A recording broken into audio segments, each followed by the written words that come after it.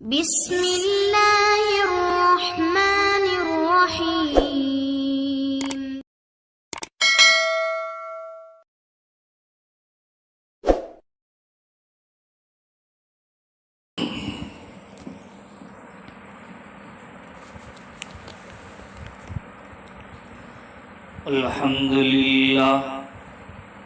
الحمد للہ وکفى وسلام علی عباده الذین اصطفى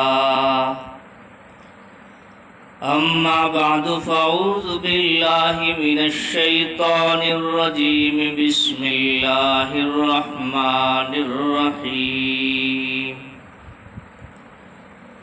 یا ایہا الذین آمنوا لا تقولوا راعنا وقولوا انظرنا واسمعوا وللکافرین عذاب علیم۔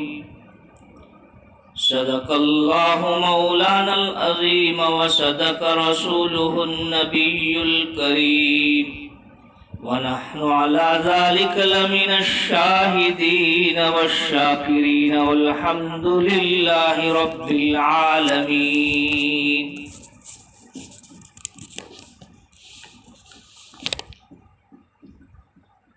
بزرگوں اور دوستوں،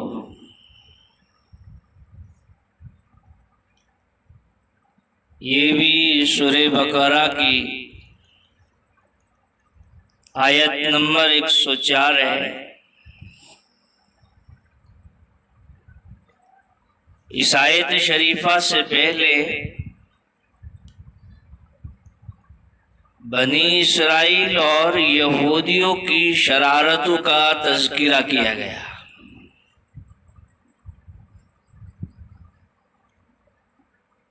کہ کس قسم کی وہ شرارتوں میں مبتلا تھے، نبی اکرم صلی اللہ علیہ وسلم کو تکلیف پہنچاتے تھے، ایذا رسانی اور ریشہ دوانیاں کیا کرتے تھے۔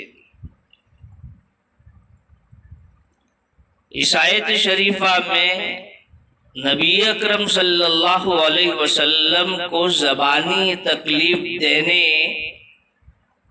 ایک صورت جو انہوں نے تجویز کر رکھی تھی، اس کا ذکر کر کے اللہ تبارک و تعالیٰ نے مومنین کو اور صحابہ کرام کو اس سے بچنے کی تلقین فرمائی۔ تو اس کو سمجھنے کے لیے سب سے پہلے قرآن پاک کی جو یہ آیت پڑھی گئی اس کا ترجمہ اور مفہوم یہ ہے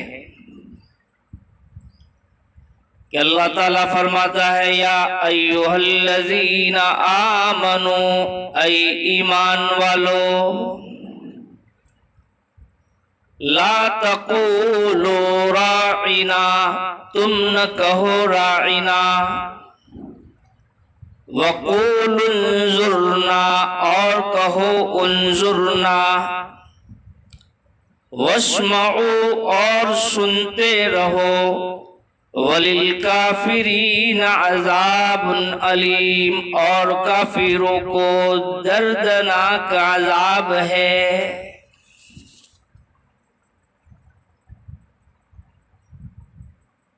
مصحف عثمانی کی ترتیب میں یہ ایک سب سے پہلی آیت ہے جس میں اللہ تبارک و تعالیٰ نے یا ایھا الذین آمنوا سے خطاب فرمایا ہے۔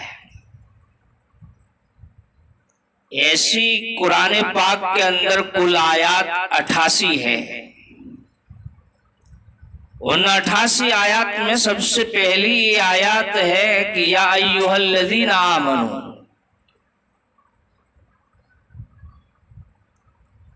حضرت عبداللہ ابن مسعود رضی اللہ تعالی عنہ سے کسی نے کہا کہ حضرت نصیحت کیجئے، مجھے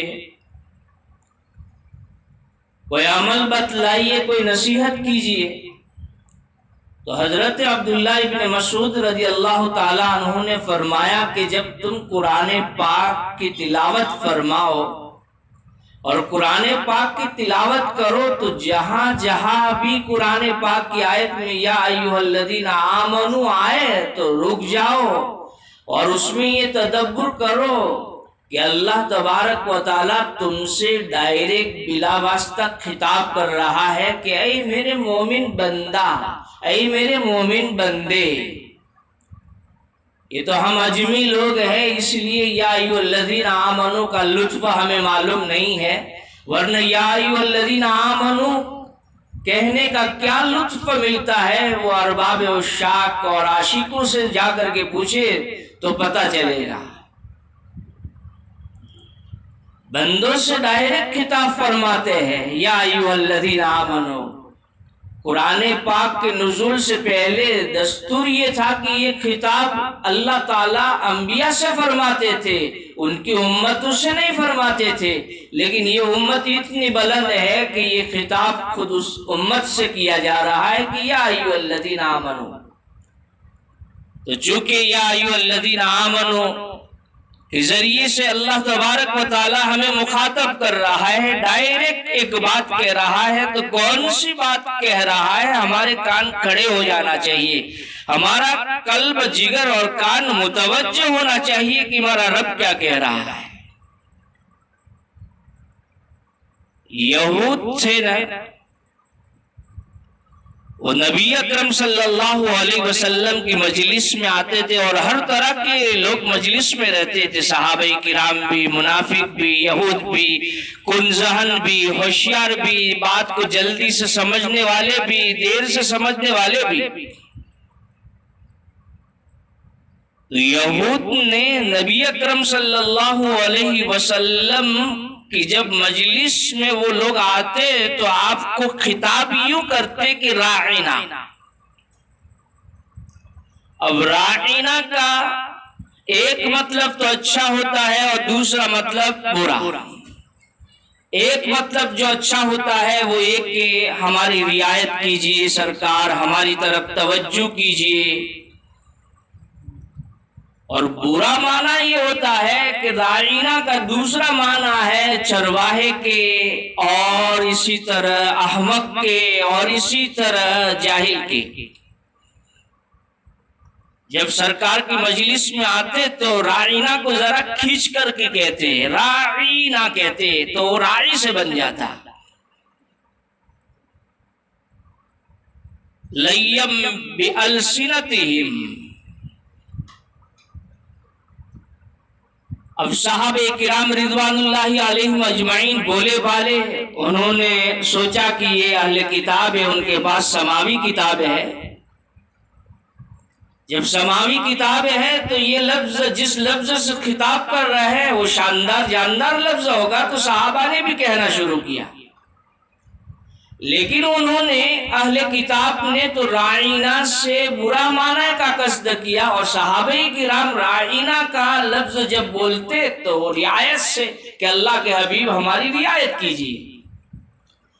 اب صحابہ کرام بولے بالے تھے، ان کو اس لفظ کے کہنے میں تو برا معنی وہ نہیں لیتے تھے، لیکن یہودیوں کی شرارت کا عروج اور یہودیوں کی شرارت کی تشریح ہوتی تھی اور ان کو موقع ملتا تھا، وہ ہنسی مذاق کرتے تھے کہ لو نبی کو ایذا رسانی پہنچانے کا ایک راستہ بہت اچھا ہاتھ لگ گیا۔ تو اللہ کی تعلیم آئی کہ وَقُولْ انظُرْنَا، رائنا کے بدلے میں انظرنا کہو، اس لیے کہ جو مقصد رائنا کا ہے وہ انظرنا سے پورا ہو جائے گا، اور انظرنا کے اندر کوئی دوسرے غلط معنی کا احتمال نہیں ہے۔ تو یہ نبی اکرم صلی اللہ علیہ وسلم کے صحابہ کو تعلیم دی۔ یہ ہے تو چھوٹی سی آیت، لیکن اس آیت شریفہ میں بے شمار امت محمدیہ کو تعلیم دی ہے۔ ان تعلیمات میں سے ایک تعلیم یہ کہ کوئی صحیح لفظ کو غلط تعبیر کے معنی میں پہنا کر کے اس کا استعمال ناجائز ہے۔ کسی صحیح لفظ کو غلط تعبیر دیا جائے، جیسا کہ کتب حدیث میں فرمایا کہ سرکار کی مجلس میں یہود آتے تھے تو سلام یوں کرتے تھے السلام علیکم، لام کو حذف کر دیتے تھے اور سام کا معنی موت ہے۔ تفصیلی حدیث ہے، واقعہ۔ دوسری بات یہ معلوم ہوئی کہ اگر کوئی صحیح جملہ ہو لیکن اس سے غلط مطلب کا اندیشہ ہو رہا ہو، اس سے کوئی دوسرا غلط فائدہ اٹھا رہا ہو اور غلط مطلب نکل رہا ہو، تو اس صحیح جملے کو استعمال کرنے سے آدمی بچے گا۔ مثال کے طور پر الصلاۃ والسلام یا رسول اللہ یا حبیب اللہ کہنے میں کوئی حرج نہیں ہے کہ کوئی بندہ کہے الصلاۃ والسلام علیک یا حبیب اللہ، لیکن اس میں ایک دوسرا غلط مطلب یہ نکالا جا سکتا ہے کہ اگر یہ جملہ نبی کے بارے میں حاضر و ناظر کا خیال اور عقیدہ رکھ کر کے کوئی کہہ رہا ہے تو پھر الصلاۃ والسلام علیک یا رسول اللہ کہنا یا حبیب اللہ کہنا جائز نہیں، ورنہ ایک صحیح العقیدہ ہو اور کہہ رہا ہے تو کوئی بات نہیں، لیکن چونکہ عام متن اس جملے سے سرکار کو حاضر ناظر سمجھتے ہیں، اس لیے علماء فرماتے ہیں کہ ایسا لفظ استعمال کرنے سے، ایسا جملہ استعمال کرنے سے آدمی بچے۔ ایک اور بات جو اس آیت شریفہ سے معلوم ہوئی، کسی کا مذاق اڑانا اور ہر ایسا لفظ جس سے کسی کا مذاق اڑے ناجائز ہے۔ ان یہودیوں نے سرکار کو جو رائنا کہا تھا سرکار کا مذاق اڑانے کے لیے، تو گویا اللہ تعالیٰ نے نبی کے مذاق اڑانے سے منع فرمایا، تو مذاق اڑانا یہ عوام میں بھی اور امت کے لیے بھی ناجائز ہوگا۔ آج تو بہت آسان ہو گیا کسی کا مذاق اڑانا، اور سب کے ذریعے سے، فوٹو کے ذریعے سے، ٹک ٹاک کے ذریعے سے ہم نے مذاق کسی کا اڑایا تو یاد رکھو یہ مذاق اڑانا اس کی دل شکنی کا سبب بنے گا، اور کسی کی دل شکنی کرنا اور کسی کے دل کو دکھانا، کسی کی بے عزتی کرنا ناجائز اور حرام ہے۔ تو گویا اللہ تبارک و تعالی ہمیں اس آیت شریفہ میں یہ تعلیم فرما رہے ہیں کہ کسی کا مذاق کسی بھی طرح سے نہ اڑایا جائے، نہ قلم کے ذریعے سے، نہ زبان کے ذریعے سے، نہ آنکھوں کے ذریعے سے، نہ کوئی اور نقل و حرکت کے ذریعے سے، نہ ٹک ٹاک کے ذریعے سے، نہ کسی کا ویڈیو بنا کر کے، نہ کسی کا کال ریکارڈ کر کے۔ اللہ تعالی ہمیں ان جرائم سے حفاظت فرمائے ہماری۔ ایک اور بات اس آیت شریفہ سے معلوم ہوئی کہ کافروں کی مشابہت اختیار کرنا تہواروں میں، عبادات میں، لباس میں، چلن میں، اٹھنے میں، بیٹھنے میں، پہننے میں یہ ممنوع ہے۔ اس آیت شریفہ میں سخت وعید فرمائی کہ کافروں کے لیے دردناک عذاب ہے، یہ ان کی یہ حرکتیں تھی رائنا کہنے کی۔ اللہ نے فرمایا ان کی مشابہت مت اختیار کرو، ان کے طرح کام مت کرو۔ آج افسوس در افسوس امت محمدیہ غیروں کی مشابہت میں مبتلا ہے۔ نبی نے فرمایا ہے کہ من تشبہ بقوم فہو منہم، جو جس قوم کے ساتھ مشابہت اختیار کرے گا وہ انہی کے اندر اس کا شمار ہوگا۔ آج نوجوان کی نئی نسل اور نوجوان کا طبقہ غیروں کی مشابہت کے اندر بالکل یا مبتلا ہے۔ اللہ تبارک و تعالیٰ غیروں کی مشابہت ہر طرح سے ہماری حفاظت فرمائے۔ ایک تیسری اہم بات یہ کہ کسی کو مجلس میں خطاب کیا جائے، کسی سے گفتگو کی جائے، کسی کے بارے میں کچھ لکھا جائے تو ایسا الفاظ استعمال کرنے سے بچنا ضروری ہے جو برے ہو، جو اچھے نہ ہو۔ حدیث میں اس کی تعلیم فرمائی گئی۔ مثال کے طور پر حدیث میں فرمایا کہ کسی بادشاہ کو ملک الاملاک مت کہو، شاہان شاہ مت کہو، شاہان شاہ ملک الاملاک تو خدا ہے، کسی بادشاہ کو یہ لقب نہیں دیا جا سکتا۔ معلوم ہوا کہ یہ لفظ کسی بادشاہ کے لیے موضوع نہیں ہے، اس کا استعمال درست نہیں ہے۔ اسی طرح حدیث میں فرمایا گیا آقا اپنے غلام باندی کو عبدی و امتی نہ کہے، اس لیے کہ وہ اس کا رب نہیں ہے، بلکہ اس کو کہنا ہے اپنے غلام باندی کو تو غلامی کہے و جاریتی کہے۔ اور اسی طرح غلام باندی کو حدیث میں ذکر فرمایا کہ اپنے آقا کو ربی نہ کہے، وہ اس کا پالنہار نہیں ہے، کہنا ہے تو یا سیدی کہے یا اے میرے سردار کی لقب سے اس کو پکارے۔ تو ہم معاشرے میں جب گفتگو کریں تو ایسے گفتگو سے اور ہماری زبان پاکیزہ ہونا چاہیے کہ جو الفاظ مناسب نہیں ہے کسی کے لیے، ایسے نامناسب الفاظ کا استعمال نہ ہم زبان سے کریں گے، نہ قلم سے کریں گے، نہ تحریراً لائیں گے۔ ایک اور اہم بات کہ اس آیت شریفہ سے یہ بھی معلوم ہوا کہ کسی کے بارے میں ایسے الفاظ کا استعمال جس سے سامنے والے کی تنقید ہو، برائی ہو، مذمت کا پہلو نکل رہا ہو، یہ ناجائز ہے۔ بلکہ امام مالک علیہ رحمہ کا مذہب تو یہ ہے کہ اگر کسی کے بارے میں تم نے ایسے الفاظ استعمال کیے اور کروائے تو اس سے حد قذف لازم ہوگی، کوڑے پڑیں گے۔ اگر اسلامی حکومت ہے تو کوڑا اس کے اوپر لازم کیا جائے گا اور قاضی 80 اس کے اوپر کوڑے مار کر کے اس کا جرمانہ وصول کرے گا۔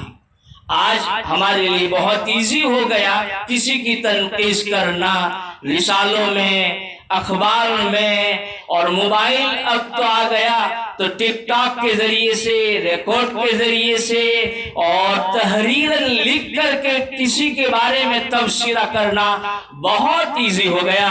اللہ تبارک و تعالی امت محمدیہ کو ان جرائم سے، ان کرائم سے اور آنے والی ہماری نئی نسل سے اس سے حفاظت فرمائے۔ یہ کچھ تعلیمات تھی اس آیت شریفہ کے پیش نظر جو موجودہ حالات کے تناظر کے اندر پیش کی گئی، ورنہ علمی اور مدرسے کے اندر جو توضیح تفصیل کی جا رہی ہے اس آیت شریفہ کی وہ اپنی جگہ کے اوپر ہے۔ اللہ تبارک و تعالی ان کہی ہوئی باتوں کے اوپر ہمیں عمل کرنے کی توفیق عطا فرمائے اور بالکل یا تمام منکرات سے اجتناب نصیب فرمائے۔ وما علینا الا البلاغ۔